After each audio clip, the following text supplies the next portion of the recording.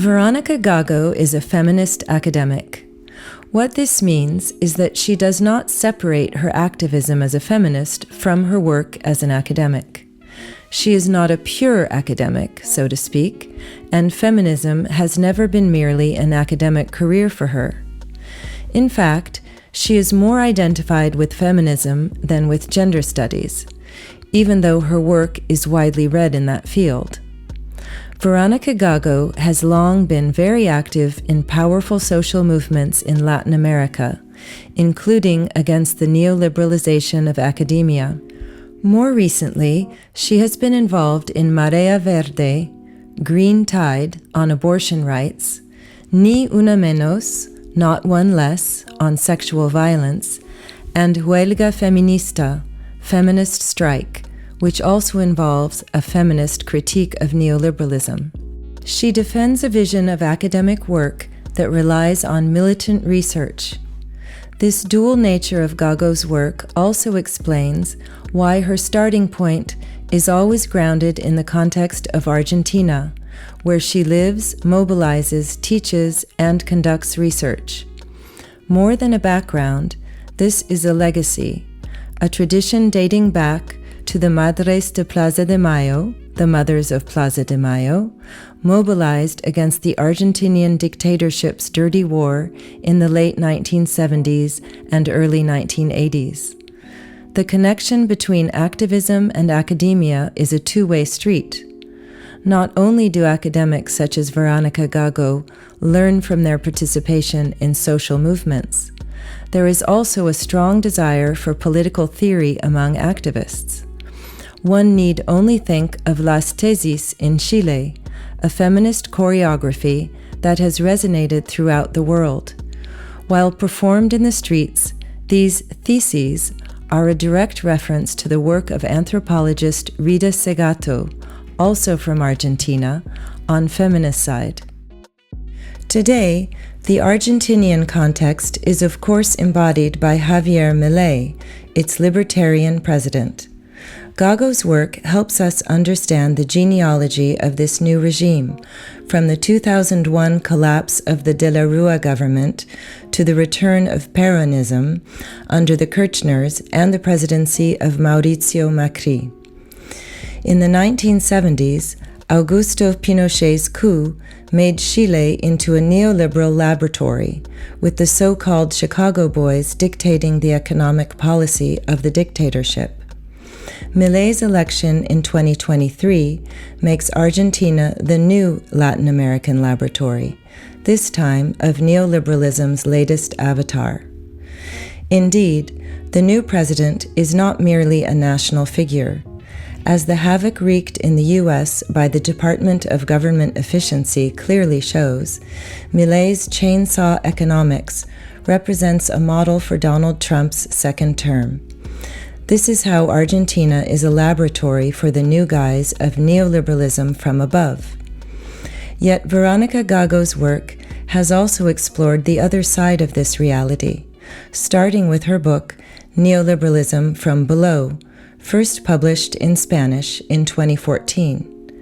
After all, contrary to what happened in Chile in 1973, 50 years later, no coup was needed in Argentina. The electoral success of Milei and others reveals how their brand of neoliberalism affects subjectivities. New political subjects do embrace his call for freedom, damn it, libertad carajo, as a promise of emancipation. This makes us rethink the articulations between neoliberalism from above and from below, and thus analyze politics in terms of economic policies as well as ordinary social practices. What Veronica Gago demonstrates, as an activist as well as an academic, is that feminism is not apart from other forms of politics. It does not only deal with issues that are specific to women, such as reproductive rights.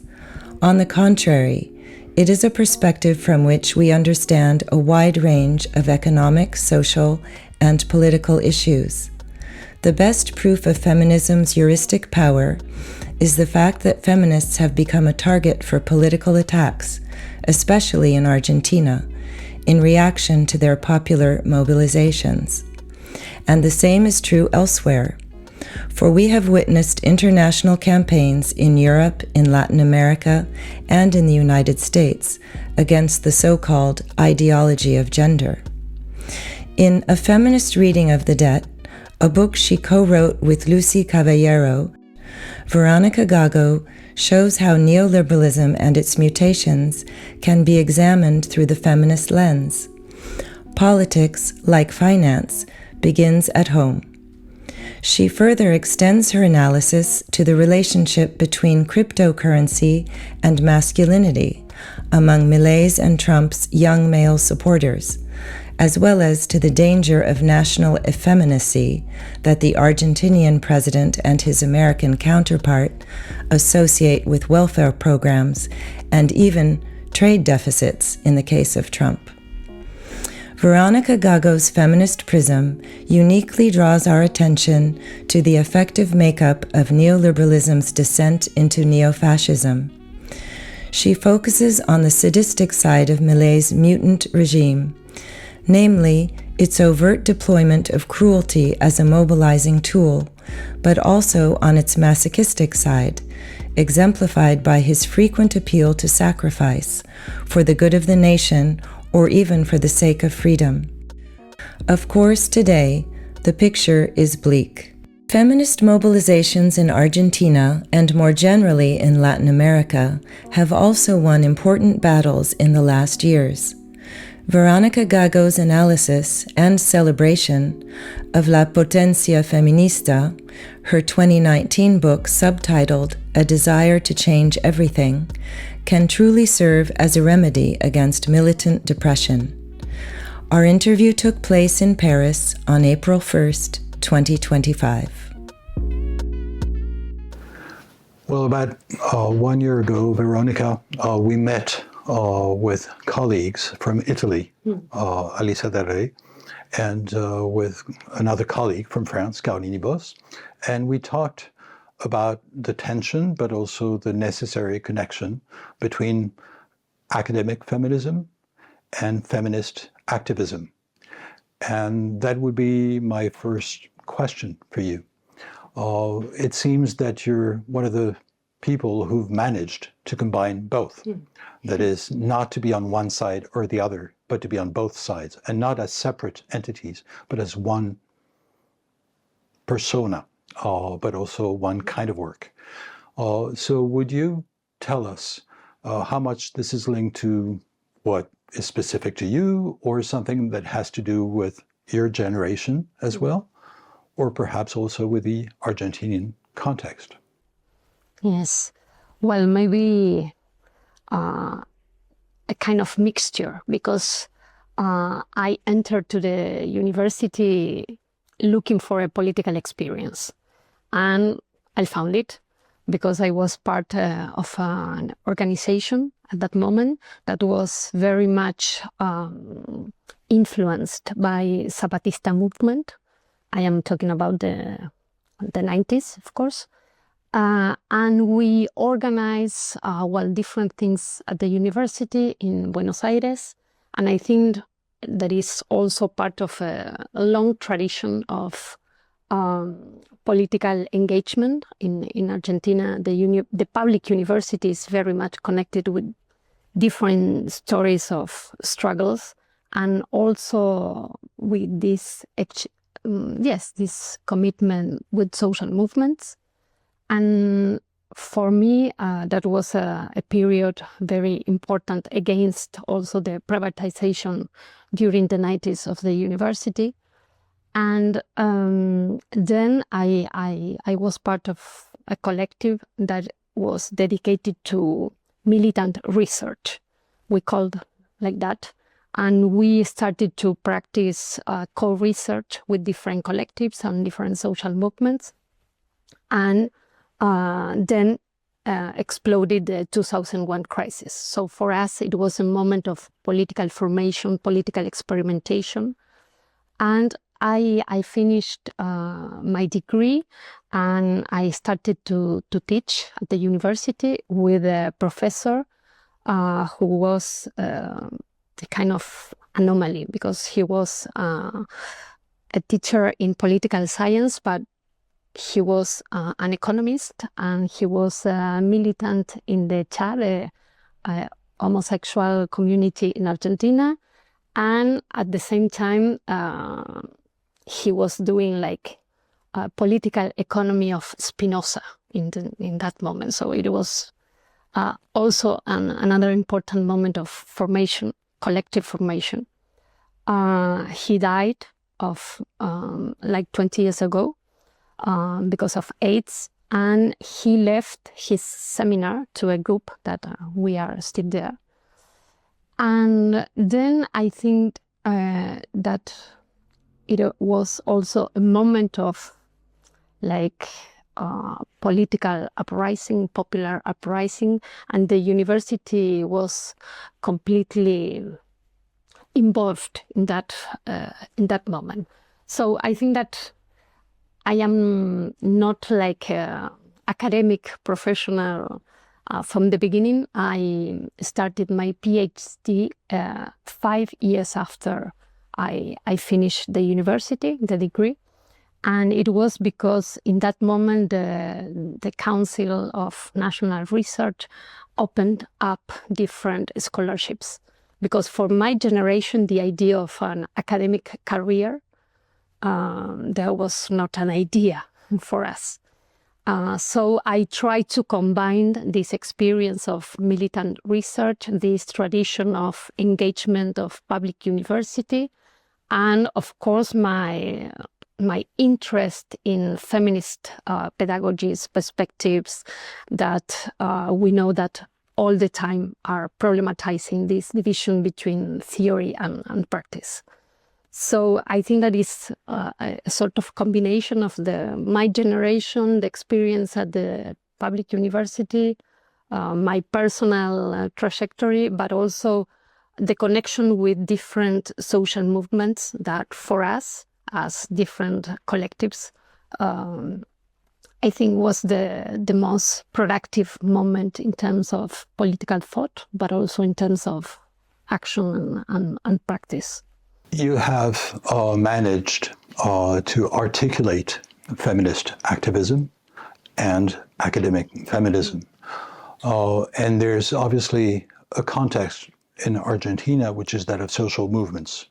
And those social movements, they have been recent, like Ni Una Menos about sexual violence, or like the Green Wave about abortion. But also there's a longer history, and in particular, with the movement of the Plaza de Mayo, mobilizing against dictatorship. So would you tell us how your work has also been inscribed in that particular history? Yes, I think it's a political atmosphere that is very much involved in my work, because we grow up with the activity of Plaza de Mayo, Madres de Plaza de Mayo, Abuelas de Plaza de Mayo as a political reference for us. And also they were so important in our activism during the university moment, but also with the connections with other social movements. So I think that this non-liberal human rights struggle is very much important in Argentina, especially because madres y abuelas, mothers and grandmothers of Plaza de Mayo were always very much committed with the connections with other struggles. So for me, they are very much connected with this long genealogy of women and feminist struggles. And of course, when a Ni Una Menos movement arose and appeared, it was also a practical connection, I think, with all those lines of struggles that are human rights, but also the unemployed movement of the 2001, so-called piqueteros and piqueteras, but also with the dissident movements that came from the 70s, and also with the political exiles that returned to Argentina in the 80s, and especially women. They organize the national meeting of women every year, and it was an important experience for democratization, but also for feminist pedagogies in our country. And nowadays it still exists as a plurinational meeting of women, lesbian, trans, and travestis people. So I think that all those trends of political activism were very much condensed in the moment of massification of feminism since 2015 till now. Me as an activist in Ni Una Menos movement, it is for me the experience also and the possibility to connect these more theoretical approaches, these theoretical praxis of thinking about feminist pedagogies, epistemologies, and especially I am very much interested in the feminist perspective about labor, especially about labor and paid and unpaid labor, and also how to connect that with ongoing movements that are also producing concepts, that are also producing an intellectual approach to the public debate. So for me, all that experience is at the same time an experience of political activism and an experience of intellectual production. And of course, it's not easy. It has a lot of different quarrels, problems, and so on. But for me, sustaining those tensions are one of the most interesting experiences in producing concepts that are very much connected with these practical challenges in everyday practice, but also in public demonstrations, but also in the dispute about the sensibilities in our society. So I think it is very special in Argentina, all those links, but at the same time, it is also, I think, a very interesting moment how those maybe national experience became transnational with the feminist movement, and also how they have resonances in Latin America, in the region, but also beyond Latin America. And I think what I am interested in think about is this political desire of theory that came from feminist movement, the dispute about the narratives, about the language, about the intellectual production also that is not confined to the university, that is not confined to the academia, that it is very much related with other spaces, but at the same time involved in public universities, because in Argentina the feminist struggles are very much embedded also in public universities, and it's a very interesting space, I think. So I'm going to continue with the atmosphere and the South American atmosphere, but the other side of that atmosphere. It is often said that South America has been a laboratory for the deployment of neoliberalism. And of course, when people say that, they usually think of Chile in 1973, the Augusto Pinochet coup, followed by the famous Chicago Boys experiment that sort of launched neoliberalism in Chile before spreading it to the North and the world altogether. But you also emphasize two other moments when South America and Argentina in particular were laboratories of neoliberals deployment and neoliberals mutation. And these two moments are the crisis of 2001 and the collapse of the regime under Fernando de la Rúa. And the second one, of course, is the rise of Milei as a prequel to Trump 2.0. So let's start with the 2001 moment and the aftermath of that moment, which is the main subject of your book, Neoliberalism from Below, which is a book where you present this very fruitful opposition or distinction between what you call neoliberalism from above, meaning the programs, the economic rationality, the reforms of neoliberalism, but what you also, and the other side, which is neoliberalism from below, which is the way in which subjects metabolize this regime, metabolize in several senses, in actualizing it, but also resisting it. So then, hence my triple question, is that how do you think of this articulation between neoliberalism from above and neoliberalism from below, and how does the latter internalize but also resist the former?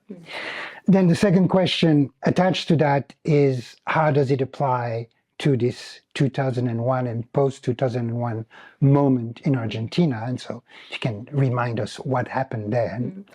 And then the last thing, because it leads to the further movement is, and further moments rather, is how this 2001 moment, which was a moment where neoliberalism from above lost its legitimacy, nonetheless allowed for the survival of neoliberalism from below.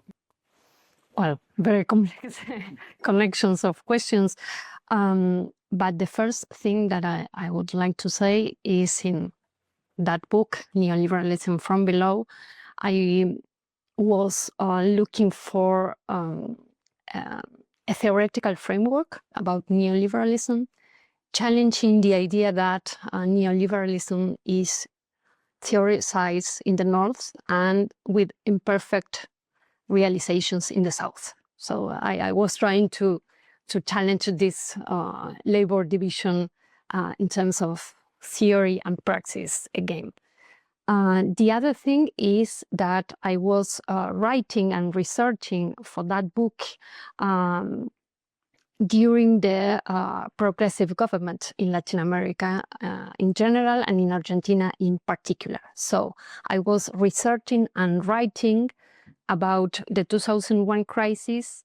Meanwhile, in the public narrative, the governments were saying that we were in a post-neoliberal moment. So for me, that tension was very important to portray the debate and the discussions. For me, the 2001 mobilizations and uprising, it was the moment of rejection of the political legitimacy of neoliberalism as we know it in the Washington Consensus package, that it was the experience in Argentina during the 90s. So the popular uprising was really important because it was the emergence of the unemployed movement, but also about other experiences like barter networks and the factories that were occupied by the workers, and different social and political responses against the neoliberal policies from above.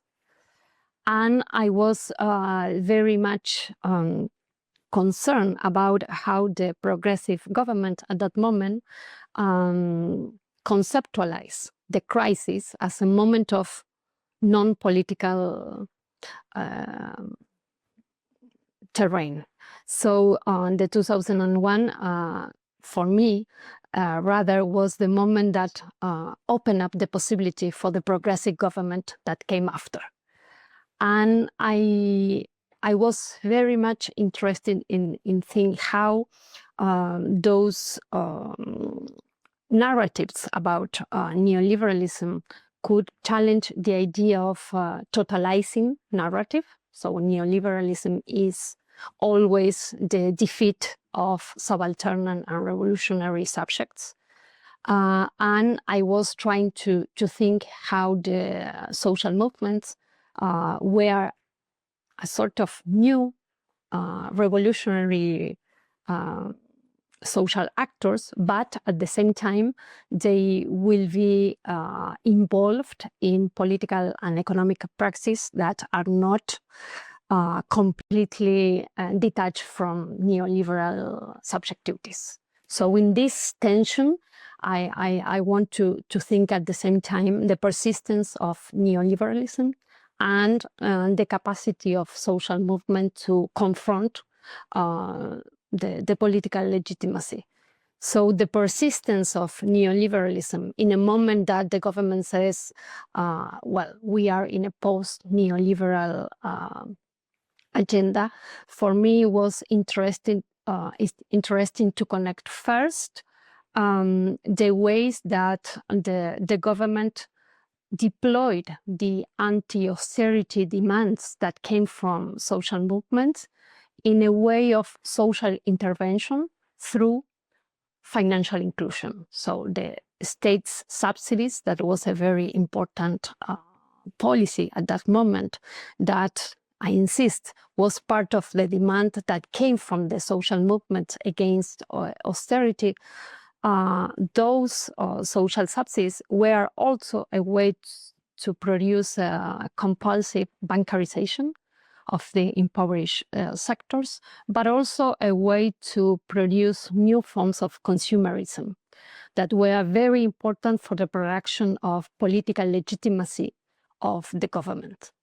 So there are a lot of different tensions about this new capacity of the government to intervene in the terrain of social reproduction through financial inclusion, through different, we can call it welfare package, but very confined to certain sectors. There are not an experience of universal welfare packages.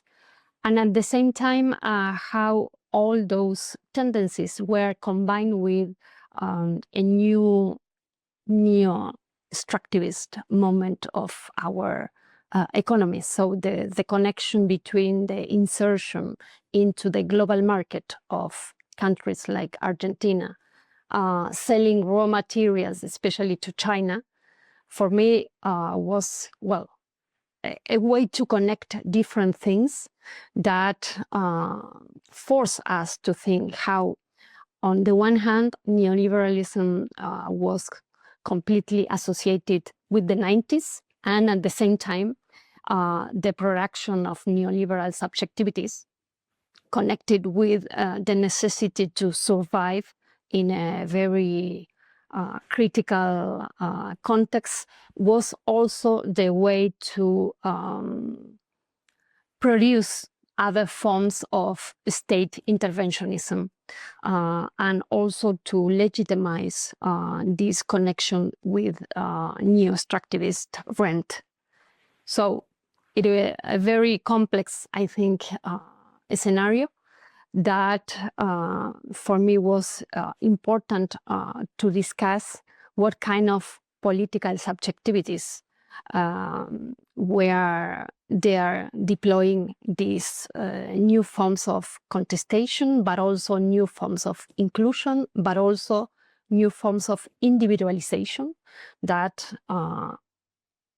appeared as in opposition with the idea of collective social movements. So we have this very contradictory elements at the same time, this individualization, this capacity of social movements to mobilize and to demand to the state, at the same time the state with a capacity to produce a new insertion into the global market, and at the same time connecting extractive rents with the capacity of state intervention. Just to go back to the first part, because you mentioned in passing, but in your book. It's you really dig into that. The ambivalence of the subjectivity that emerges and that is made manifest by the movements of the early 2000s. On the one hand, a sudden rise of collective actions, as you said, the movement of the unemployed and many others that will lead to the collapse of the regime, and sort of a big demand for radical change. But at the same time, already within that demand of radical change, you see the remnants or the internalization of a certain type of neoliberal subjectivity, a certain way of entrepreneurial aspiration from the very people who are protesting. So if you can just go back a little bit into the makeup of that kind of subjectivity, because that's the one, as you say, that will resist and subsist through the neo-developmentalist moment of the progressive government. Yes, for me it was very important this popular desire for progress, that it was not, I think, taken into account by leftist readings of the moment. And I think that this desire for prosperity is at the core of this neoliberal subjectivity. But at the same time, at least in Argentina, it's very much related with popular and social and collective capacities to organize social movements. So it is not completely detached, it is not completely individualized, this aspiration of progress.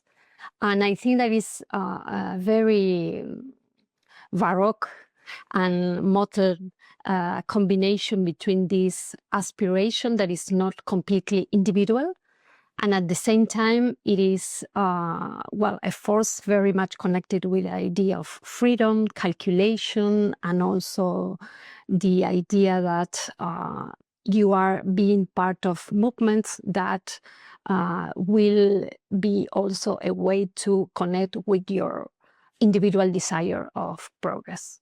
So I think that the combination between this entrepreneurial impetus with social conditions of popular organization, and at the same time very much the capacity to confront neoliberal imaginaries, and at the same time how those subjects are appropriating the neoliberal imaginary, but reoriented in other spaces and with other experiences, for example, of migration, for example, of unionized experience of informalized economies.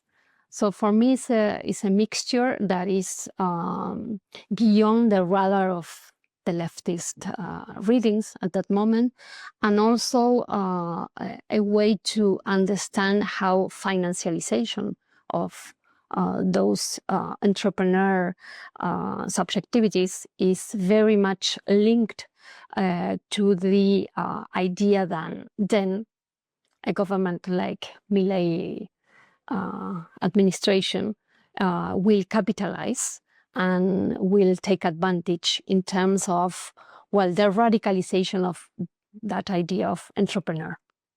So for me, the most interesting thing is the tensions of this kind of subjectivity that is not the same idea of neoliberal subjectivity in the First War, when you have, a lot of social conditions for your reproduction very much guaranteed. I was interested in think about this entrepreneurial impulse in conditions of dispossession, but also in conditions where you have to negotiate with the state for social subsidies, for different conditions in your everyday life. And at the same time, you have an experience of self-management, very important in the political subjectivation. So this, in the midst, this terrain of conflictuality, but also this Baroque way to combine different strategies and different ideas of freedom and calculation, for me, was part of the core of the argument. So continuing with the Baroque and the Baroque subjectivity, and wanting to push you a little further into what the long progressive era, or what you call a neo-developmentalist era, which is the era of the Peronista regime, of the Kirchner-Fernandez couple, that lasted for a long time in Argentina, was dominant for a long time. What did it change? What did it modify of this Baroque subjectivity born out of both the neoliberal era of the 90s and the crisis of the neoliberal era in the early 2000s? So what remained of that? And also what were this feature of this neo-developmentalist moment?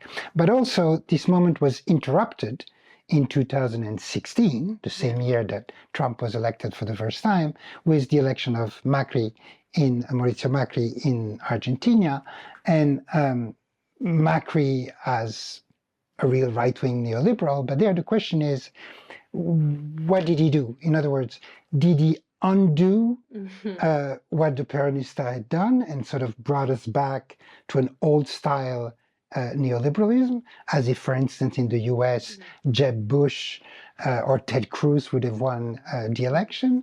Or was he already the first step towards what we're going to get to later, which is the Milei moment in Argentina? Yes, I think that the electoral victory of Macri was a surprise for all those who were thinking that neoliberalism was over. And it was, I think, also a kind of fantasy of progressive governments, because, well, this idea of neo-developmentalism, they were arguing, not only in Argentina, also in other countries, they were arguing that, about the return of the state as the opposite policies of the market. Market fundamentalism. So I think that it was an important moment of this surprise.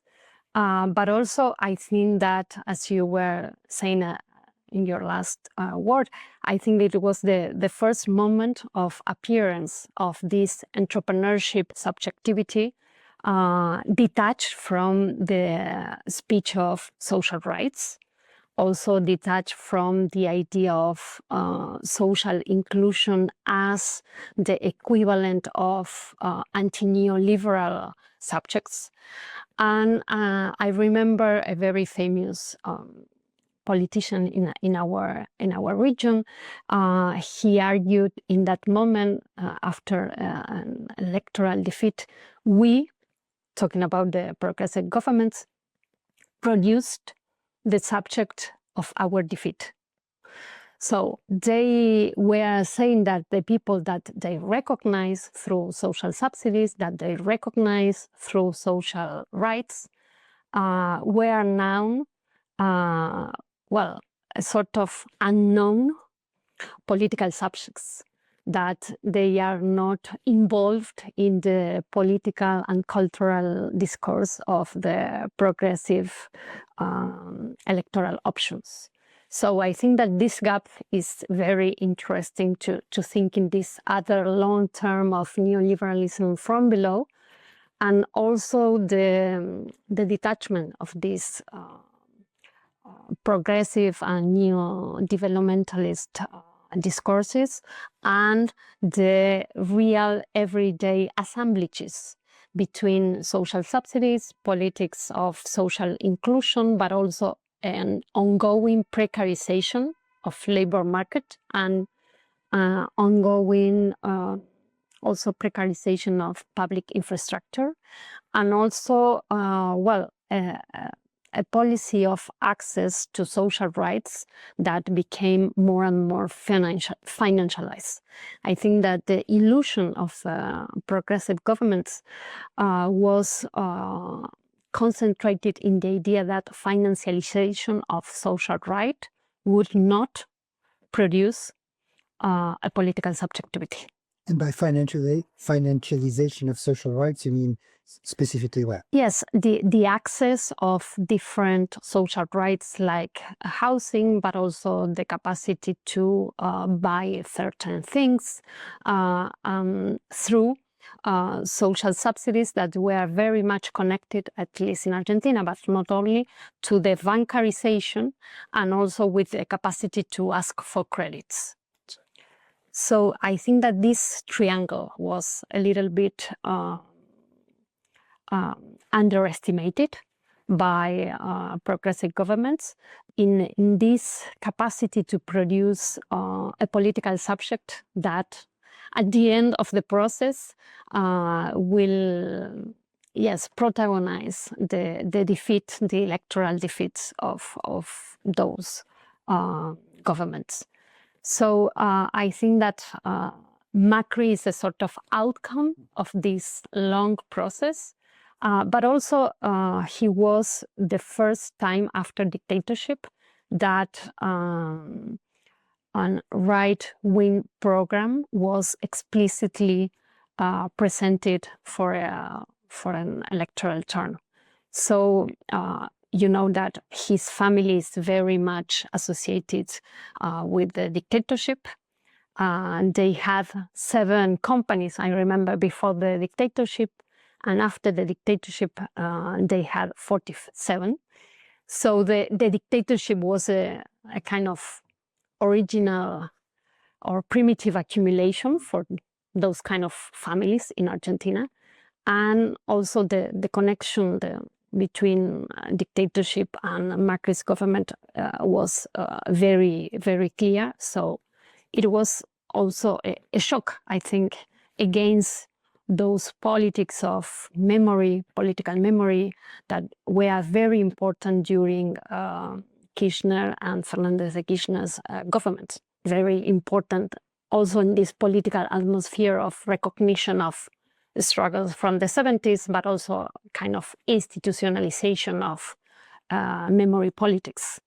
So I think that Macri was the first shock, I think, or the first public encounter with this political subjectivity formed in these neoliberal and Baroque economies that sustain everyday life for the majorities. Well, as you've said, your work is not just about the triumph of neoliberalism from above, relying on neoliberalism from below. It's also about resistance and about what I would call, in the case of feminism, kind of anti-neoliberalism from below. And I think this is very important because what you do is not accept the division between feminism and studies of neoliberalism. Feminism often is supposed to talk about women's issues, and women's issues might be reproductive rights or might be sexual violence or etc. And in practice, that often means that discussions about neoliberalism are among men, and discussions about women's issues are among women. But in fact, in your work, I mean, that division doesn't work. On the contrary, it's how you can have a feminist reading of neoliberalism. And in particular, I was thinking that perhaps you could tell us about extractivism and how a revised version of this concept can be developed from a feminist standpoint. Yes. Talking about this progressive moment in Latin America, I think that the other side of this capacity for state intervention was the expansion of extractivist policies. And also it was like a very important debate at that moment in Latin America. Well, this is the only kind of opportunity that the region, as Latin America, has to be part of global market. So we have the so-called counter effects, but at least at the end of the day, this is the rent that will allow us to produce social interventions, maybe public infrastructure, a little bit less, but so I think that these anti-extractivist struggles were very much obscured during the progressive governments, because there were they appeared as a sort of anti-progressive government critic.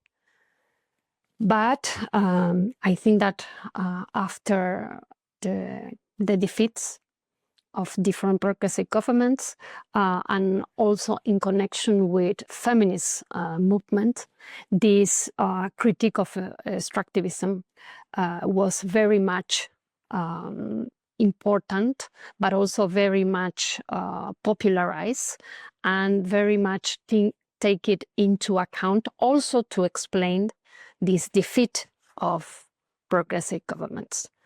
And for me, of course, there are a lot of experiences in Latin America of the so-called defenders of the earth, of the water, of territories that were targeted because their struggle.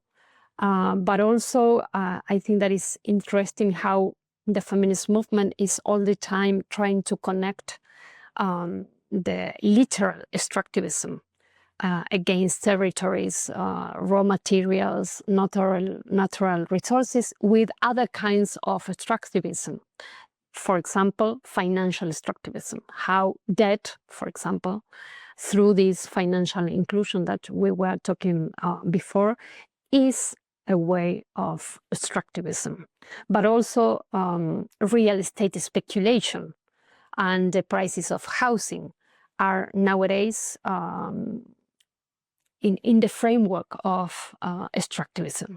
So I think that is a sort of expanded notion of extractivism that is very useful, and I think it was very much pushed by feminist readings and feminist perspective, and especially feminist struggles, that were able to produce a critique against progressive governments, and at the same time they were so situated in social reproduction that they could analyze the everyday impacts of neo-extractivism in a very concrete and also political way.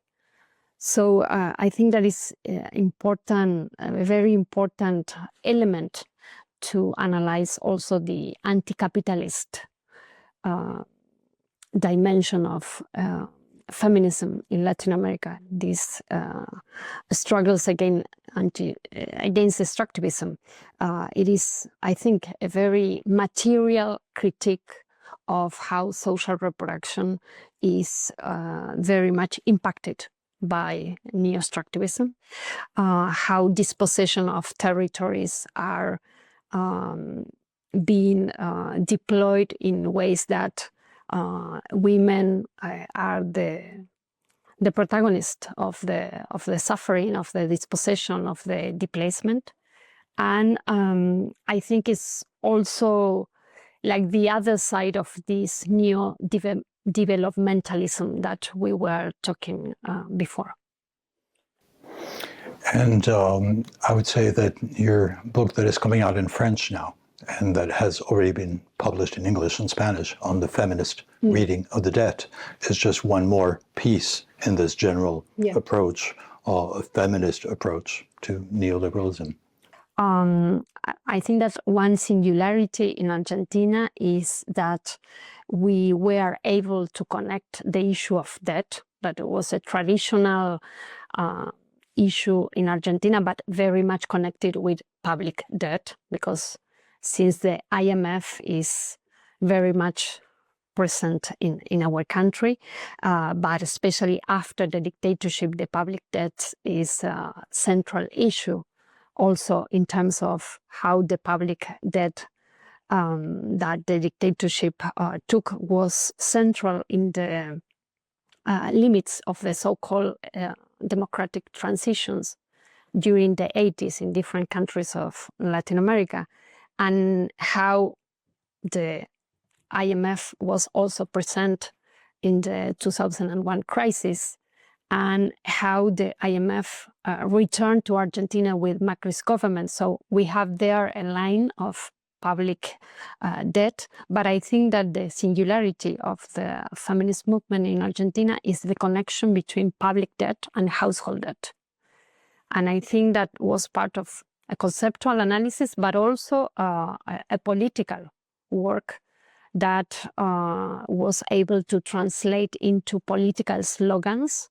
For example, we want ourselves alive, free, and debt-free, trying to connect the economic autonomy with the idea of sexist violence, for example. So for me, this way to analyze household debt in connection with social reproduction, in connection with popular economies, in connection also with this very ambivalent subjectivity that we were talking before about neoliberalism from below, and how debt in social reproduction is reorganizing the terrain of social reproduction.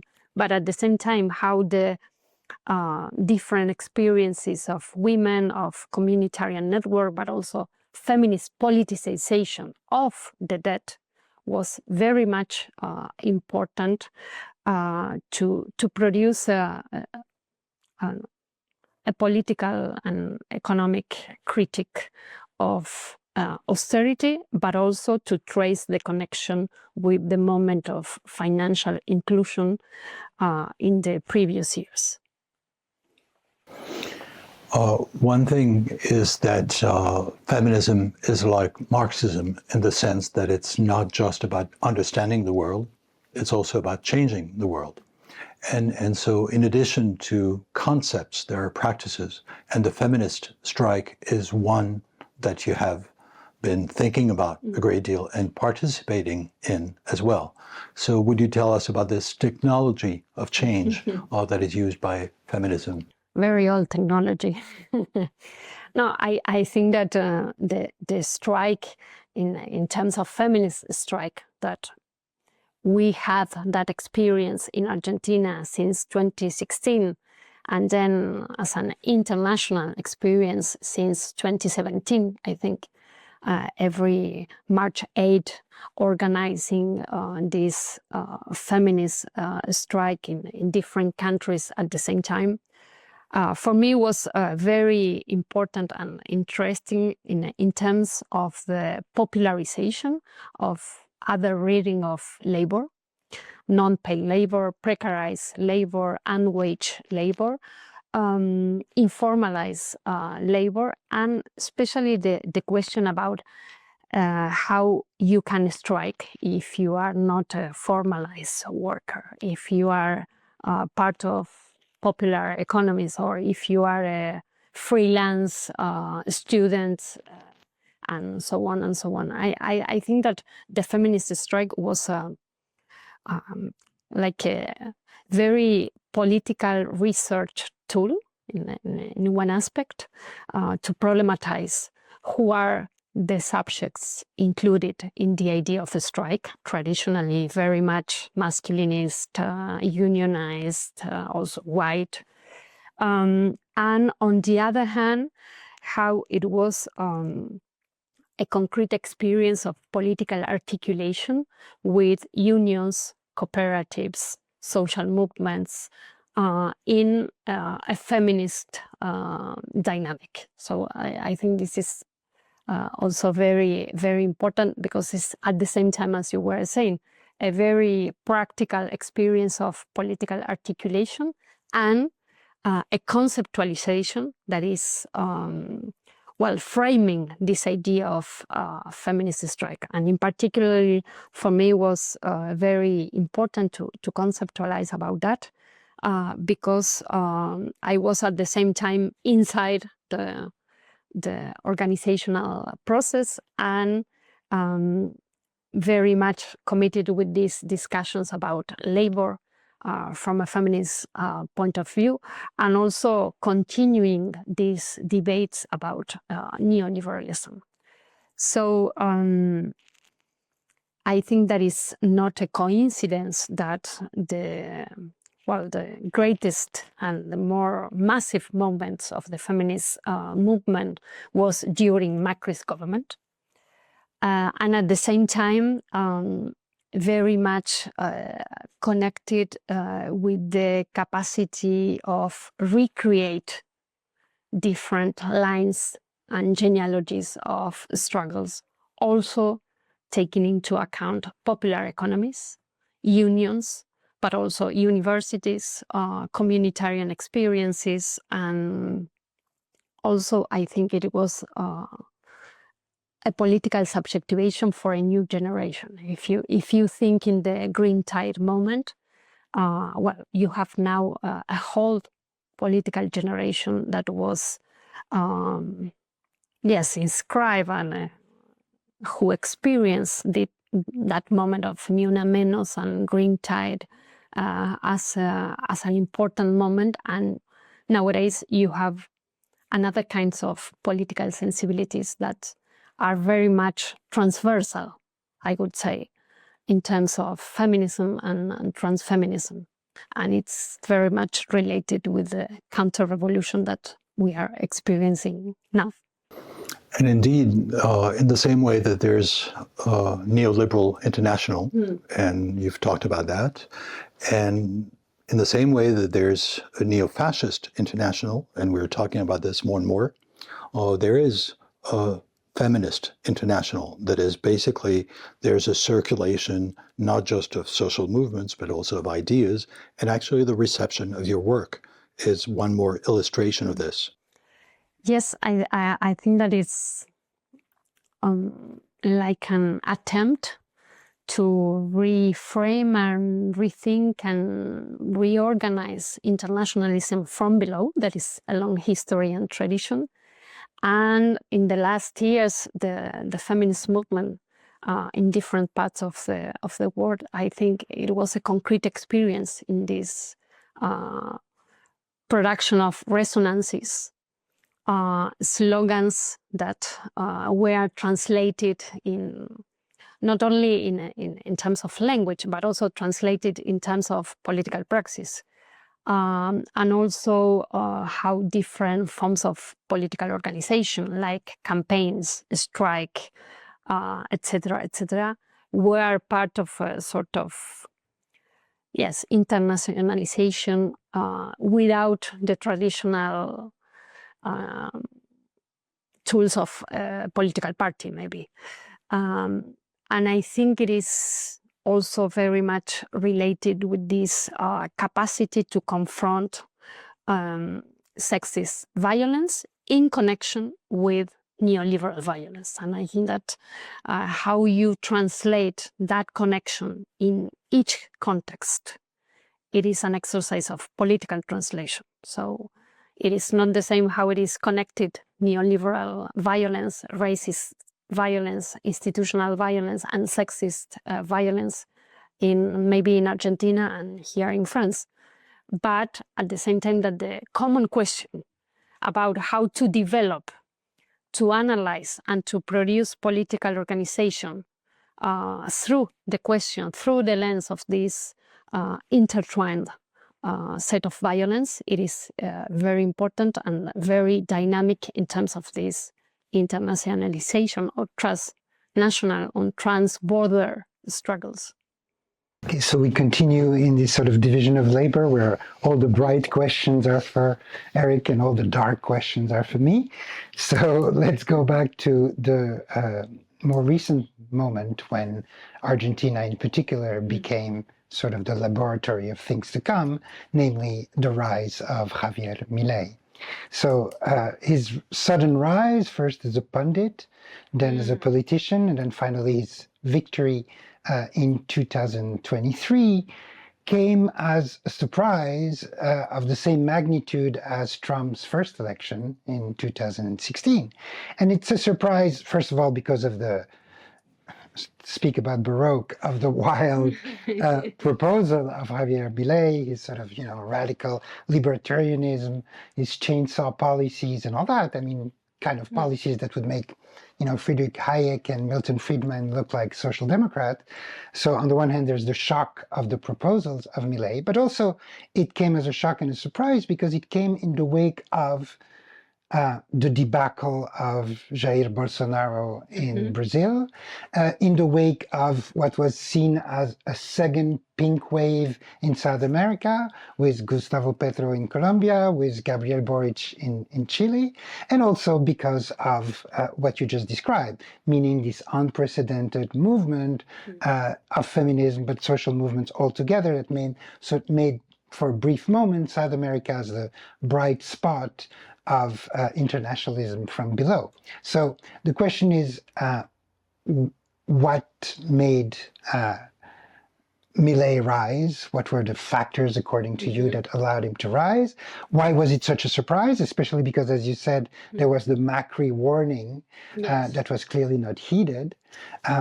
So how would you explain that? I think that we have a very brief of this second pink tide with the government of Alberto Fernandez. That was the government that came after Macri. So it is following the parallel, our Biden in Argentina. And he went through the pandemic also. During his government also, we achieved the legalization of abortion. And I think it was a very poor government in terms of capacity of, doing important things in terms of, social inclusion, against precarization, and so on. So the victory of Milei is a kind of perverse repetition with the sequence Kirchner-Macri. We have again Fernandez, Milei, but in a sort of radicalization of that sequence. So a lot of people very much disappointed with Fernandez administration. A lot of people very much frustrated with the management of the pandemic. A lot of people that also were very much involved in survival strategies against inflation that were rejecting the progressive candidate that was the Ministry of Economy of Alberto Fernandez. So if you have as a candidate the ministry that is marked as the responsible for the inflation crisis, it is really difficult that you can have an electoral victory, I think. But if we have to think in the victory of Javier Milei, I think one element is this rejection of inflation crisis, the rejection of growing precarity after the pandemic. And also you have the radicalization of this entrepreneurial subjectivity that we were discussing before, but very much radicalized in terms of financial inclusion after the pandemic. Because the pandemic was also a financial laboratory for new policies of financial inclusion. And I think that is very much important to also to analyze how those financial inclusion policies during the pandemic radicalize the indebtedness of people that were still previously indebted, and also how those financial inclusion policies were the vehicle of, for example, a new architecture of digital wallets, of platforms of payment and other things that are nowadays crucial tools in the management of precarity and impoverishment. So all the promises that Milei developed during the campaign about, for example, dollarization, against inflation, about abolishing the central bank, about, or against social rights as a form of privileges for the non-entrepreneurial subjects, I think that were very effective as a sort of, critique of the weakness of the previous government, but also connecting with the long-term process that came from the 2001 crisis. It is not a coincidence that when he won, he repeated the slogan of the 2001 crisis that was "Que se vayan todos, everyone must go." That was a slogan against the political representation and the institutional system. So Milei presented himself as the final outcome of the representational crisis of the system. And also he represented himself as an outsider that came and appeared beyond the corruption of the traditional politicians, and also as an economist who were very much concerned about inflation. So I think that this is an important package of different elements that were very, very well unraveled during his campaign, and very efficiently used during the elections. The other thing that is for me important, because there I am trying to connect this more economic dimension against precarity and financialization of everyday life, and at the same time this element of crisis of the representational system of democracy that he capitalizes. And the other thing, it is also a sort of revenge against social movements, especially feminist movement, but not only feminist movement. I think that, of course, Milei is deploying a state anti-feminism that is very much important also in the way that he's building up his legitimacy, but also how he's channeling the hate and the mistreatment as a form of social relationship. But I will summarize the elements of Milei's victory as part of this ongoing process of entrepreneurial subjectivity, very much radicalized after the pandemic because of the financial inclusion policies of the progressive or second moment government. Also the element of anti-traditional political system that he deployed, and also this element of anti-social rights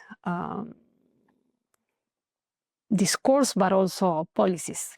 I think that maybe there is a difference with Macri, because Macri persisted with these social subsidies. So now Milei is cutting very radical all these social subsidies, but especially he is taking advantage of the devaluation of the currency. And he's saying that nowadays social subsidies are, just a form of parasitism of some kind of population that is completely connected with the idea of state interventionism. So I think that on the one hand, it was a surprise for some sectors. And on the other hand, we can say that following the trends of neoliberal subjectivation, but also following the trends of this radicalization of financial inclusion, maybe is not such a surprise. So let's continue. Let's go deeper into Milei, not only his campaign, but what came after. And let's continue on the structuring of neoliberalism from above and from below. So first of all, very simply, what are, you think, the main laws, the main measures, the main reforms that he's already trying to implement? But also, there seems to be a tension or interesting tension in the imaginary. On the one hand, of course, it's all in the name of freedom, right? He says that he hates the state and he came into the state in order to destroy the state, but for freedom to blossom. But at the same time, there is a demand of sacrifice. So this is, of course, not unknown to neoliberalism, austerity and sacrifice, on the one hand, in the name of freedom. But in this case, at a moment of big liberatory explosion, how does this articulation of freedom and sacrifice operate? And how does it translate in terms of practical measures from above? Yes. Well, I think that he is innovating in the structure of the state. And for me are very important and those new ministries that he has created, the Ministry of Human Capital and the Ministry of State Deregulation. So I think that they are like main institutions to understand what does it mean, this idea that he is occupying the state to destroy it. I think that is also a way to think how they are deploying this radical program that is at the same time against the state within the states. Very particular interpretation of an old, I think, left programmatic idea that we could be inside and against at the same time. I think that is another example of perverse capturing of this socialist maybe idea or programmatic idea. So those new ministries are at the core of his new institutionality. Of course, he cancelled other ministries like the Ministry of Women and Gender, and he subsumed under the Human Capital Ministry, Labor, Culture, Health, and he's also targeting public workers as the new parasites. So the lays off that his administration are producing are really, I think, we have no experience of this this way of dismantling the state, not even in the 90s, I think. And the other thing is a sort of government by decree that allows him to produce a new form of law in a package that it is called ley bases, that is basically the demolish of some democratic principle in the Argentinian government, and also the possibility of a new way of capital accumulation for this moment. So he's producing different law for initiatives of investment without paying taxes, for example, for foreign companies, but also he's allowing the displacement of indigenous populations, and also, he's reorganizing the whole system of, I think, of investment in Argentina, trying to attract this platform investment, this idea of neo-extractivist resources for artificial intelligence companies, and the icon of Elon Musk as the ideal entrepreneurship that finally is able to capture the state. So he's all the time trying to emulate these ideas, but at the same time, he's very proud that Elon Musk said that he's copying and emulating Millei's policies. So I think that the dismantling of the state, but also the production of these new institutions in the states are very impressive.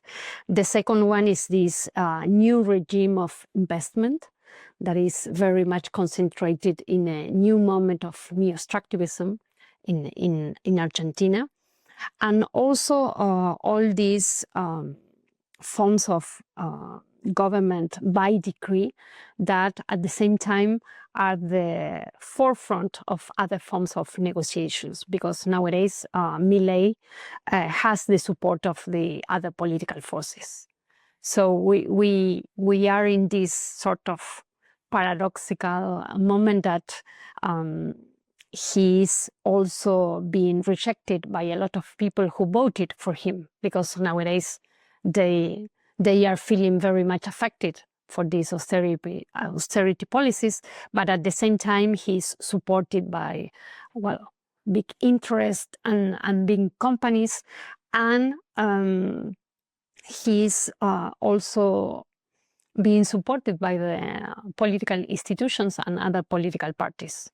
So other political parties, such as radicalismo, such as parte del peronismo, and such as other forces, local forces of governors in different provinces in Argentina. So he took office without a political party, without political force in the parliament, but nowadays, after several decrees, he also managed to organize a political support for his administration.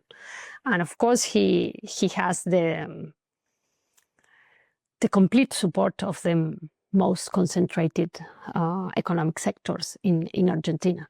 And they are doing great benefits with the difference in the currency and dollar in Argentina, and different financial speculation arrangement, but I think that it's a kind of mutation of the composition of the sectors that are, in terms of economic sectors that are supporting him, and also it is an experiment in terms of how he still interpolates popular sectors or middle class, very much impoverished sectors. Continuing with the mutation, but moving to neoliberalism from below and going back to the Ministry of Human Capital, while indeed there's still a rhetoric of entrepreneurship for all that is there, it seems, and you show it in your recent work, that the subject that is sort of fostered, promoted by the Milei government doesn't resemble the small entrepreneur, self-entrepreneur of the 1990s or even the early 2000s, the one that has survived the progressive era. There's a mutation that has happened there, in the sense that it's less about an entrepreneurial self that wants to make as much income as possible from their work and their initiative, but it's openly so and overtly so, encouraging people to be speculative investors, not so much on their labor, but on their assets, whatever these assets can be, and sometimes they're, and we'll get to that, cryptocurrency. And so it's this very speculative subjectivity more than an entrepreneurial subjectivity. So basically, you don't see yourself as the owner of a personal factory, but you see yourself as the owner of a portfolio with assets that you speculate on, however small these assets are. So that seems to be a mutation in the very nature of what human capital is. But that begs a question, again, going back to that, how do you articulate this sort of encouragement to speculate, which is in the hope that the speculation will be fruitful, with the call for sacrifice, because there's no more money and so we need to be sacrificing. So how does sacrifice and speculation work together? Because if you just need to sacrifice and there's no reward, that doesn't work well with libertarianism. If some need to sacrifice so that other can thrive, that would be the truth of the matter, but that's hard to sell. Or maybe sacrifice is not really a sacrifice, it's just a smart investment. So, which it is. Yes, and I forget about sacrifice in the previous question. I think that this passage, this transformation from entrepreneur to speculator is very important and very much connected with a new generation also. Because, for example, the speculative subjectivity nowadays inside popular economies are very much protagonized by the younger people. So it is also like a transition between generations, because at the beginning of the popular economy is very much connected with social movements. You have this idea of unemployed people who became entrepreneur with this mixture of social movement experience, but also the capacity of self-management and also the reconfiguration of their subjectivity as workers through the idea of entrepreneurship. And now you have a whole generation that does not have this experience as workers.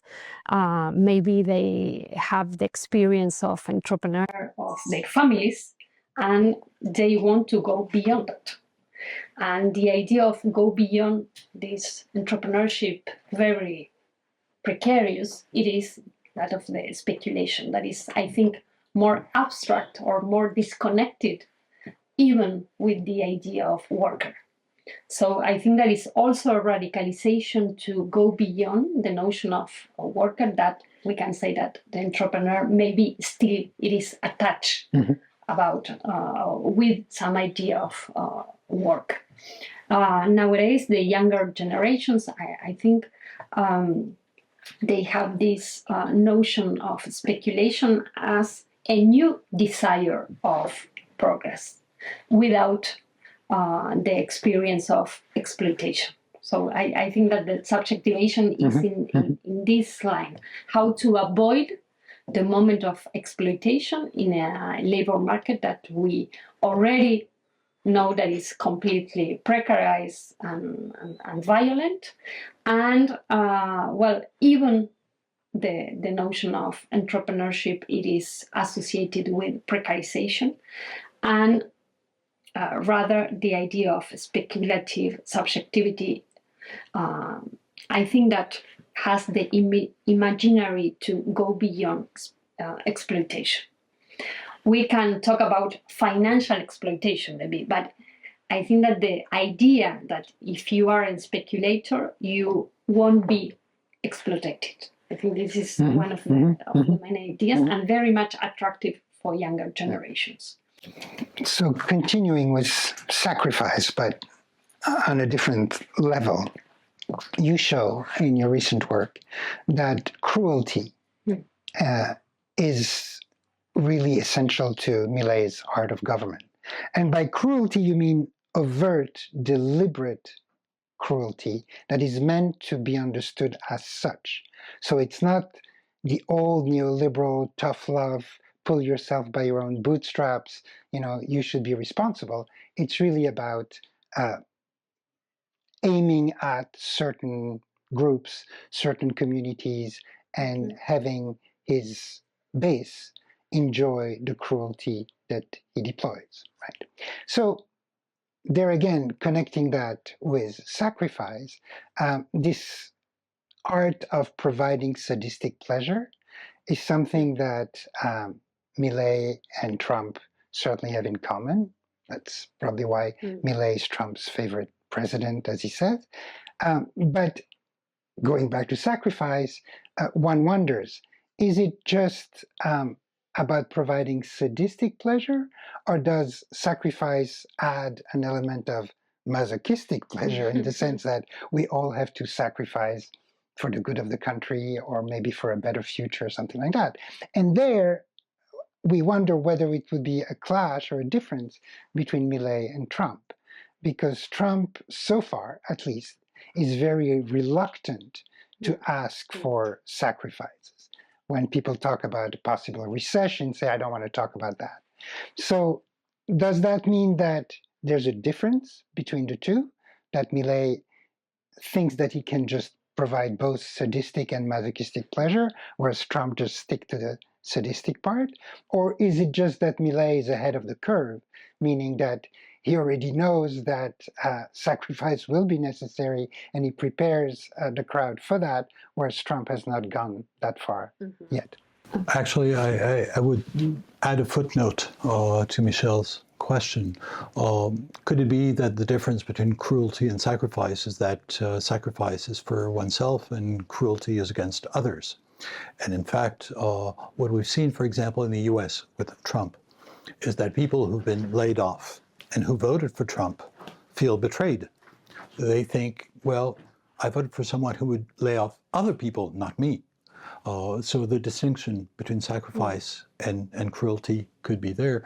And the second point, I was wondering really, and to go in the direction of what Michelle was saying, yes, indeed, if the whole point with Trump was to say instant gratification, I'm going to resolve this overnight, whether it be a war or the economic situation or everything. Well, after a short while, you have to say, what about the fact that it doesn't work right away? Well, it takes time, and that's when sacrifice gets in. Well, maybe the first point is that Milei campaigned with the slogan, "There is no money." So I think that he was not only proposing a sacrifice, he was acknowledging that the population was doing sacrifice. And the index of that sacrifice was this idea, there is no money. So I think that one point that he was very clever during the campaign, but also after, is to recognize this ongoing sacrificial everyday economy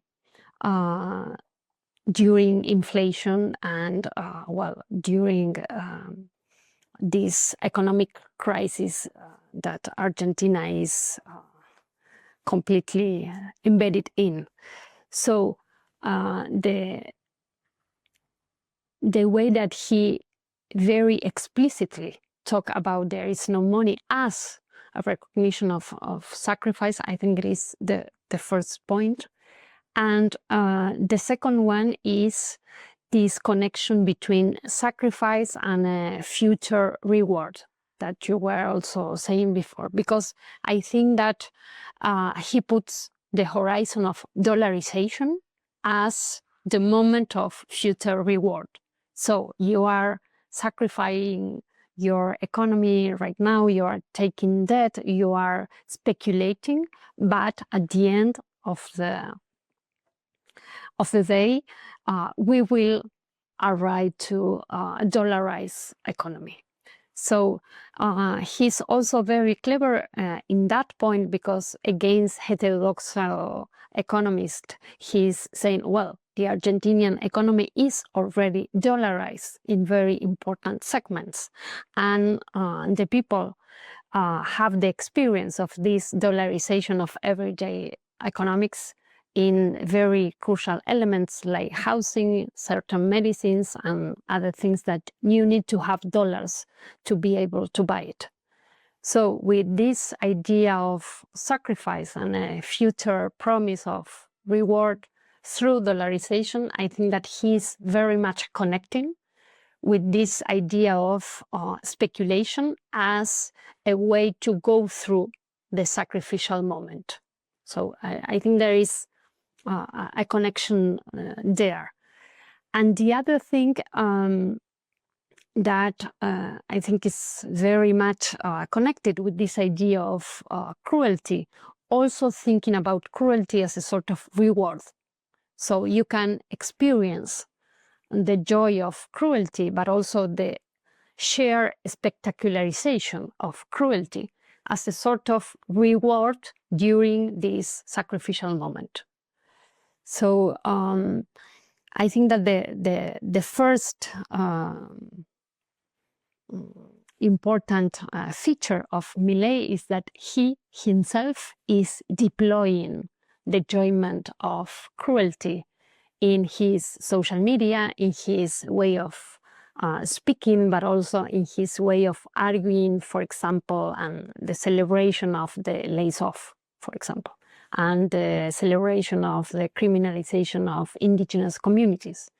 So he's offering this collective enjoyment of cruelty as a sort of current reward until we will have the other reward of dollarization. So I think that this is a kind of transaction that he's proposing, and is very effective also in terms that, well, this cruelty has these targeted populations, of course, feminists, queer, public workers, indigenous, nowadays pensionates. And at the same time is not detached of this future promise of stabilization through dollarization. I think that maybe in contrast and comparison with Trump, I think that the Argentinian experience of different financial and economic crises had produced a kind of intimacy with this idea of sacrifice. And I don't know if the American society is so used to be through this kind of financial crisis. In Argentina, is part of this popular subjectivation that we were talking before. So I think that this intimacy with economic crisis also is part of this common language of sacrifice.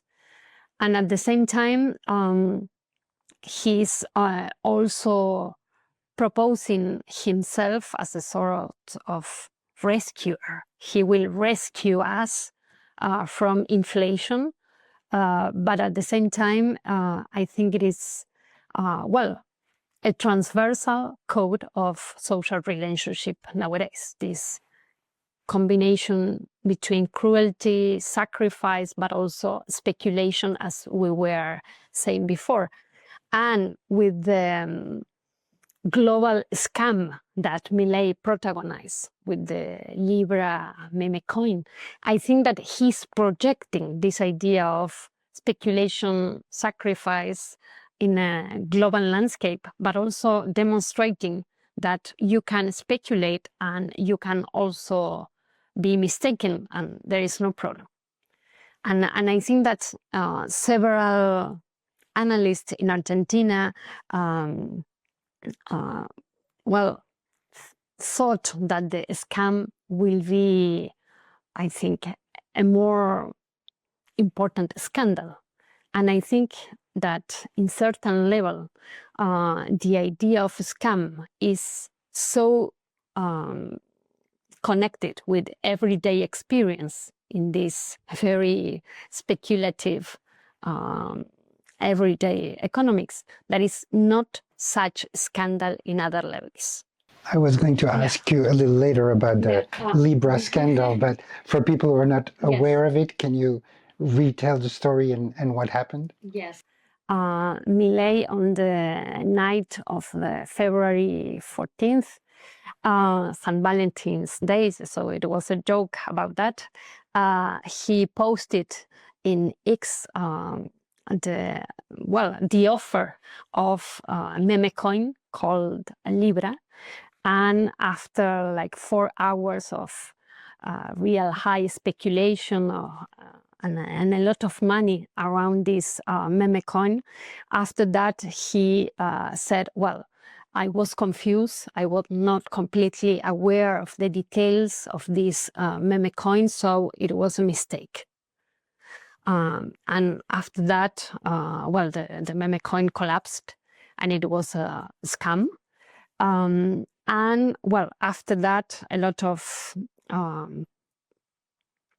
journalists research noticed that the money of the scam would be part of the financialization of the political party, but also the NGO that is the think tanker of Milei's government. And also, he had a very pathetic interview in a TV program saying, well, I did it from my personal social media account.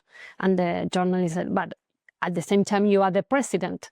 Well, this is another thing. So the idea that he, as a president, was, the embodiment of the possibility of valorization of the financial asset, I think that is something very important to think about it and to connect with this idea of, we can think about speculation from below, that is, very much a form of interpellation, but also a connection with especially young men that are very much used to be online doing this kind of bets and different speculative activities.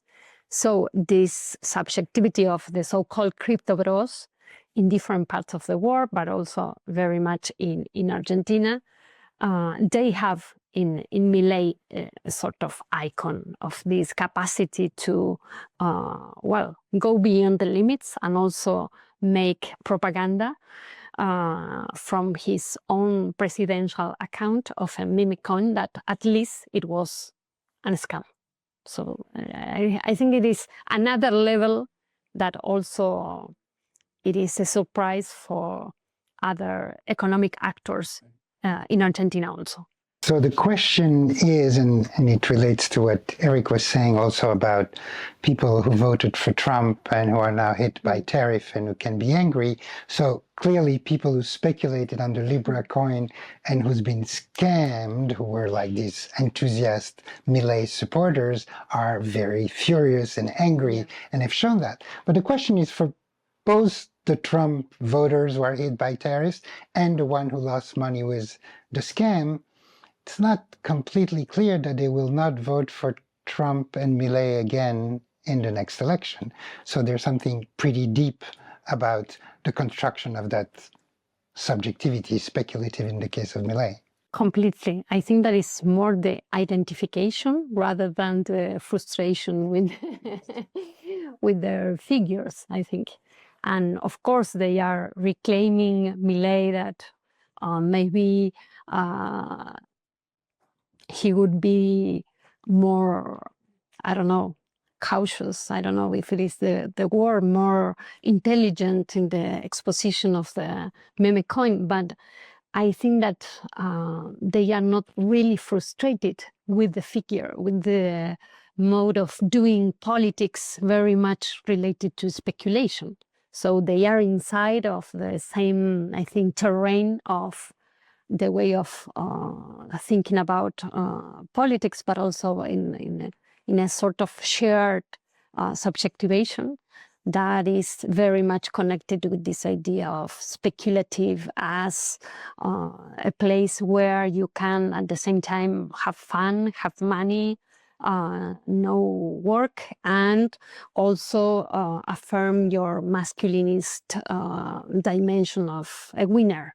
So I think that this is like a combo that is not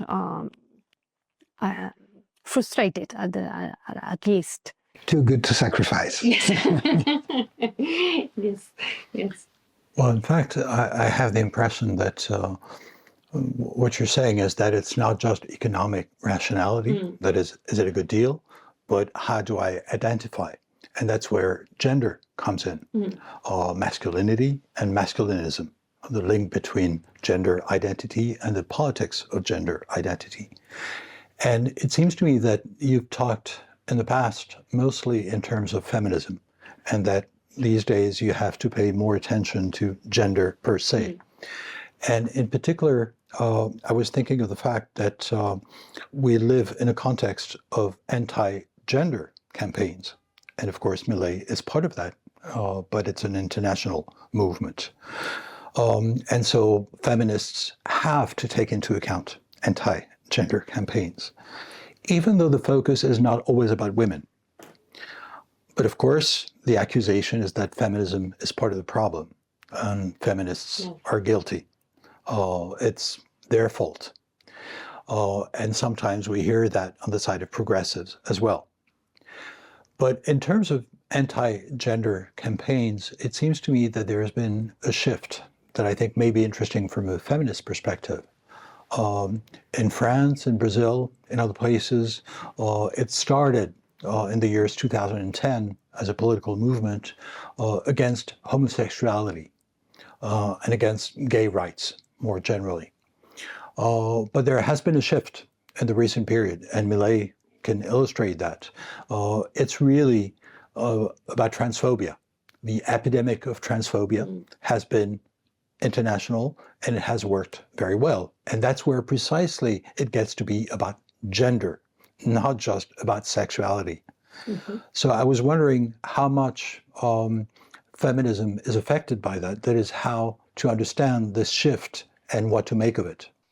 Yes, I think that is very much important because the feminist movement is a trans feminist movement. So the trans people are very much in the feminist movement. And I think that, Argentina. Yeah, in Argentina. I think in Argentina, there is an important tradition of trans and travestis leaderships and very popular leaderships. So it is, I think, a way to understand why TERF feminism in Argentina is not very successful, on the contrary of Spain, for example. So I think that this element, it is important because with a lot of contradictions, but for example, you had in Argentina in 2021, during the pandemic, the approval of a trans job quota, for example, by the parliament. And I think it is really unique in terms of, well, during the pandemic, this kind of legislation. And I think that is very much connected with this experience of trans protagonism in the feminist movement, but also more broadly in the Argentinian history in the last 40 years at least. At the same time, they are, of course, the more targeted population, because Millet is also all the time unraveling a global script. So, for example, his interventions in Economic Forum of Davos against homosexuality as pedophilia and transgender population are very much in connection with the global far-right programs, but at the same time he's trying to radicalize, I think, because he came from a country that was very much well-known because of the massiveness of the feminist movement. So I think that this is also part of his radicalization.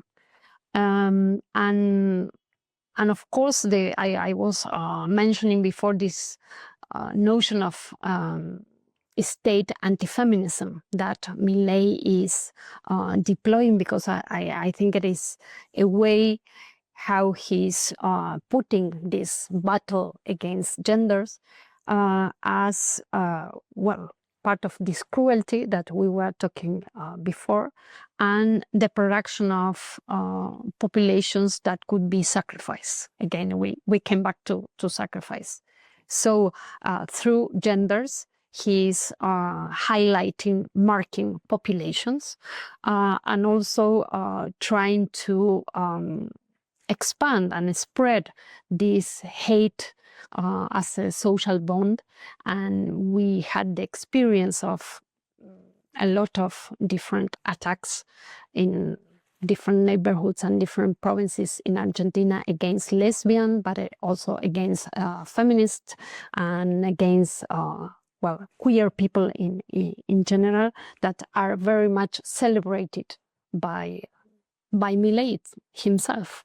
So I think it's a crucial element how he is organizing a lot of his speech around genders issues. And also it was amazing how this year after his speech at Davos, the response was a huge queer, anti-fascist, anti-racist demonstration against his statements. And well, I think that is organic part of his political program. Yeah. There's a flip side. On the one hand, so we can say that Milei, like Trump, one of their main calling mission from the beginning is the redemption of masculinity as an asset. Masculinity that they deem depreciated by feminism, but also by the nanny welfare state, deficit spending, and so forth. And so the idea is to redeem it, Yes. to reappreciate it again. But it raises two questions. The first question is, what are the policies that are going to redeem masculinity? So of course, crushing feminist movement is part of it, Yeah. but on the positive side, what do you do for men? And so with Trump, it was about reshoring industrial jobs for men, but now it seems to be more about meme coins and crypto. So what are the Milei policies for the redemption of masculinity on the one hand? And then the other question is, what does a world where masculinity is great again look for women? I mean, what is their spot in it? Because after all, it's very true for Trump, probably less for Milei, but still, some women vote for them. So what do they see in that project that is for them? And then more deeply, what does a world where masculinity is great again look like? Does it look like the old world of male breadwinner and women homemaker? Or does it look more like the masculinists movement would convey, like a world without women? Well, I think that, for example, one important situation that I can describe is this obsession of Milei's government against sexual education at the schools. And they are trying, but this is something that is a project that came from Macri, but now they are deeply committed with that, to change sexual education for financial education. So I think there is a really important issue of how they are thinking about this dispute of younger generations, but also the ideological dispute at the public educational institutions, and how they are trying to say, well, maybe sexual education is the thing that finally deprives you as men to be, well, valorized. So now with financial education, you will become an asset as a masculinist subjectivity that is very much connected with this idea of speculation. So I think that this is a very clear project that they are deploying, and very much connected also with a project about educational institutions on the one side. About the other, yes, I think that they are not promising you will have a salary, you will have a family, etc., etc. But at the same time, I think that they are proposing a very isolated idea of masculinity, because I think that they know that the family as we knew it maybe it's not coming back. And I don't know if the young men want this kind of family, but they are promising just a sort of domination of women, not a family ideal or family imagination. I think that is pure domination. And I think that all this debate about incels and so on as an effect, as an outcome of after feminist empowerment, feminist demonstration, it is very much related with this idea of isolated masculinity. And I am not seeing what kind of project beyond this isolated masculinity with the capacity of revenge and with the offer of pure domination they are offering. I don't see that. At the same time, I think that is also a reaction against a lot of young people that are not committed with masculinist, young men that are not committed with these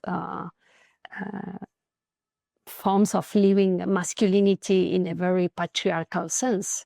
So they are also losing a lot of men, although we have this gap in elections between genders, but at the same time, I think that, for example, nowadays in the last years, the feminist demonstrations are more and more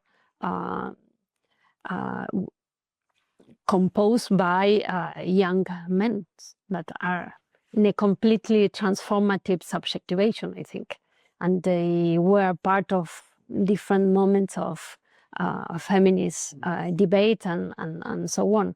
So I have no clear idea of what is the offer that they are doing beyond this idea of isolation and speculation.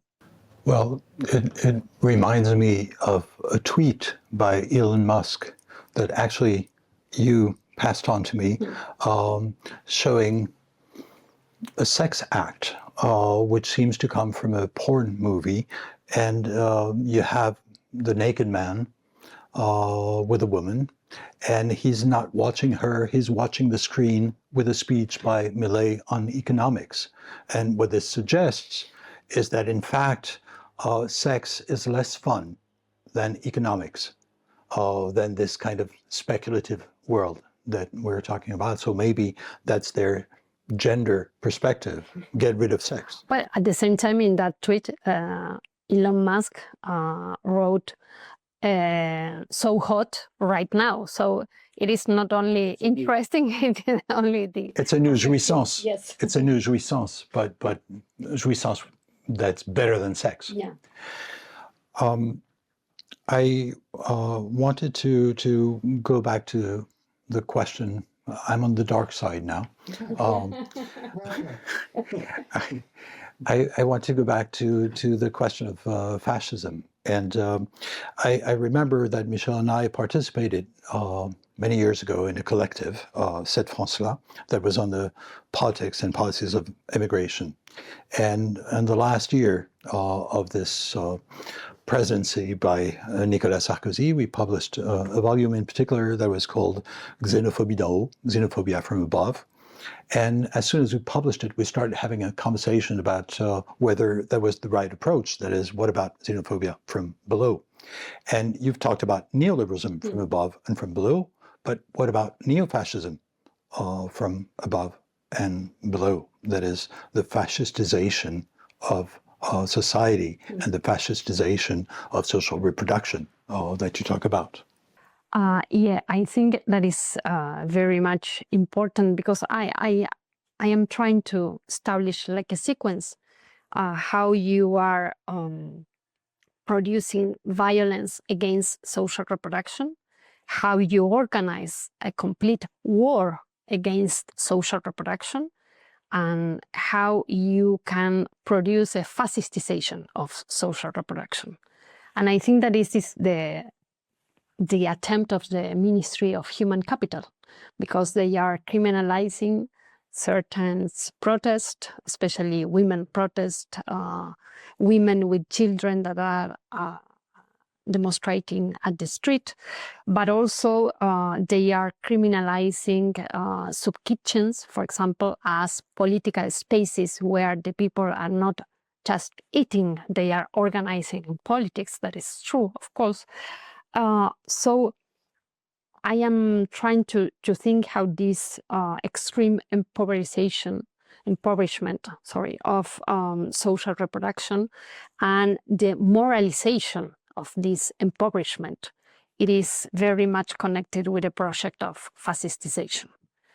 So I think that is another intensity and another scale of the so-called crisis of social reproduction. And they are, I think that the nexus between this fascism from below and from above is what we were talking about before, cruel, in the terms of cruelty and sacrifice and all this affective economy, very much connected with different kinds of compensations that are part of the fascist offer, but at the same time, how this gender war against gender is part of the fascistization of social reproduction. And I think that at least in Argentina, this is connected with the forms of politicization that social reproduction has during the moments of feminist uprising and feminist assemblies and feminist strike, where you had the terrain of social reproduction as a concrete terrain of political organization, but also a terrain of experimentation of other gender relationships and other forms of thinking about, political desire also. And I think that they acknowledge, they recognize how radical this terrain of social reproduction could be, and they are trying to produce devices of fascistization in the same plane, in the same terrain. So trying to, on the first side, trying to undo all these networks, all these experimentations, and also trying to force to go into more debt in also to survive, and also trying to individualize all the different experiences that were so important in the midst of these neoliberal policies to organize other things that are not just survival. And I have a last question. We've been presenting a very bleak picture for a couple of hours. And I've been thinking about what I call militant depression. That is basically people who hope to change the world are tempted by depression. It used to be that when Margaret Thatcher talked about her slogan, Tina, there is no alternative, we thought, well, that's on the right. And then Social Democrats joined and thought, yeah, we've got to be realistic. And of course, radicals think, no, we haven't bought that. But it seems to me that the depression is the fact that it's not a question of buying it, but from one defeat to the next, how can we avoid this depression? At the same time, we must avoid it because it's the ultimate ruse of reason, of neoliberal reason. That is basically, if we're depressed, we're not going to fight, and that helps this regime. So I was wondering, how should we resist? And I think your work is an example of not giving up, just keeping up with the fight. And in particular, it seems to me that on one hand, it's in a meaningless world, trying to make sense of things, and at the same time, mobilizing collectively, and finally realizing that we're not powerless. And you talk about la potencia feminista, feminist power. And it seems to me that's the condition for what you call changing everything. Yes, that is another way or another important sentence or slogan from the movement that they are trying to capture. For example, Abascal, but also Milei, they are saying that they are revolutionary people that are trying to change everything. So we are confronting, I think, this kind of perversion, but also capture, but also I think that the most maybe appropriate term could be counter-revolution. And I think one thing that was so crucial in the feminist movement, and it is so crucial, is the joyful militancy that involved being in feminist initiatives, in feminist collectives, in feminist demonstrations. So I think that they are also trying to go against this experience that we share in our bodies of this joyful militancy. And I think that is also the source of resentment in some kind of things. And also, I think that when I was talking before about the war against social reproduction, I am referring also as a war against the conditions of social reproduction of the struggles. Because nowadays, it is very much difficult, for example, to organize if you are struggling with the prices of food, or you are struggling with the unemployment of your mother, or if you have not money for the bus. So I think that they are trying to undo all these joyful spaces that were so important, also in critical moments and in critical contexts, that the feminist, transfeminist militancy developed also as a way to reorganize social reproduction, but everyday life, not only the moment of very massive and very important demonstrations, also the translation of this kind of massiveness into a new sensibility, but also a new form of experimenting, affective bonds, but also housing as a feminist issue and feminist problematic, and also how to relate the pensionates' struggles with feminist struggles. I think that there are a lot of collective intelligence about how to produce this joyful militancy in very critical context. And I think that fascism is, trying to completely ruin that, and to cancel that, and to stop that. I think that nowadays, of course, this conceptualization of the counter-revolution is very important, also to understand that they are reacting against a collective power. against trans feminists and collective potencia and so on. So I think this is important also, and you mentioned before, because it's something that maybe some progressive or some leftist analysis or approaches are not recognizing, or they are recognizing as guilty. So the feminist movement is guilty of the far-right radicalization, or the feminist movement was talking about non-important issues, but nowadays the right wing is talking about class, and it is the subject that matters. So I think that it is important, yes, to put this sort of political vocabulary about counter-revolution, to also recuperate the idea that they are reacting against our collective capacity, and also how to, yes, produce at least different situations where you can rebuild this capacity of organizing everyday life, social reproduction, and after that the capacity to mobilize in a broader sense from below and from, yes, our experience, I think. So depression is not an option. No. And it's not inevitable.